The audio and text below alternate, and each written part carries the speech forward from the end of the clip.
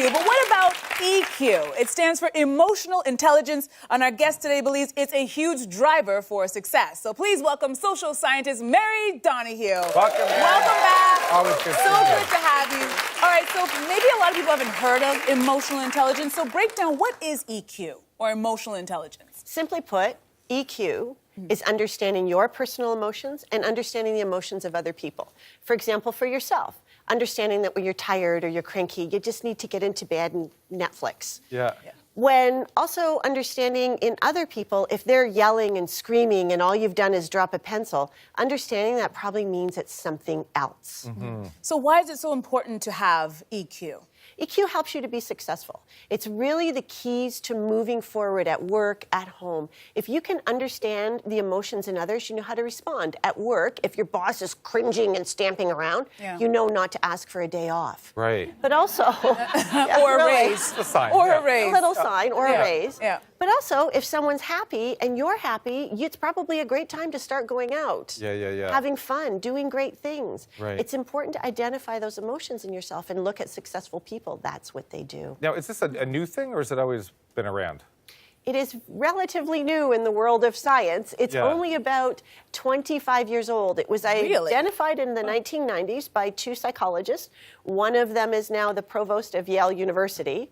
And secondly, it became a book in 1996. And that's when it really jumped into pop culture and people started jumping on the bandwagon for it. Yeah. Now, are you born with emotional intelligence, or is this something that you can work on, and as you grow with maturity, you kind of get your EQ on?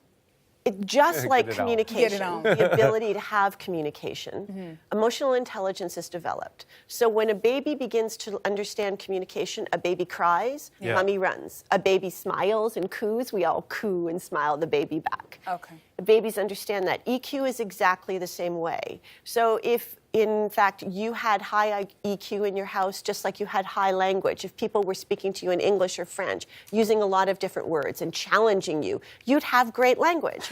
With emotional EQ, it's the exact same way. If you're challenging people on difficult conversations, on how they're solving problems, on how do you feel about that, why are you feeling that way? Now, is there some kind of test to know if you're not emotionally intelligent? Yes. Like, is there...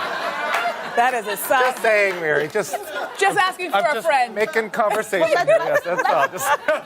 Let's be really scientific here. Let's take the Big Bang Theory test. I'm sure everybody's heard of the Big Bang Theory, the show.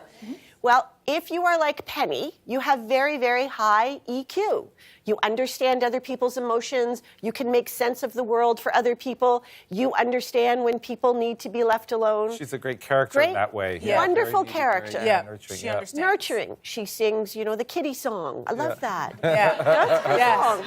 But also then, if you're Sheldon, you can have an incredibly high IQ, Right. meaning intelligence level, but no EQ. Penny is Sheldon's translators. So ask yourself, if you, when you are solving a problem or at work, is it always somebody else's fault? Are they always persecuting you? Are you always, think about Sheldon. It's always someone else's fault. It's never Sheldon's fault. Sheldon can't identify his own emotions. That is a good question to ask yourself. All right, so can you have too much emotional intelligence? Tricky question. My guess is only about 5% of the population have too much EQ.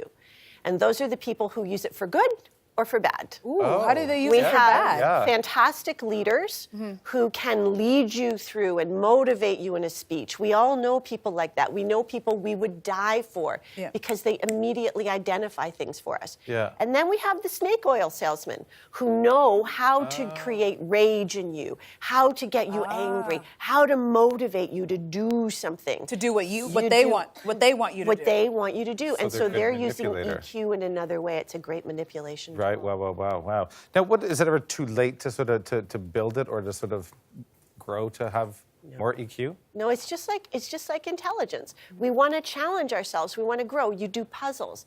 The big problem in the next 20 years is going to be moving from analog to digital EQ.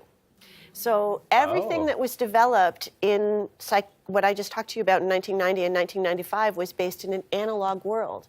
And now we're in a world of Facebook, of likes, of not liking.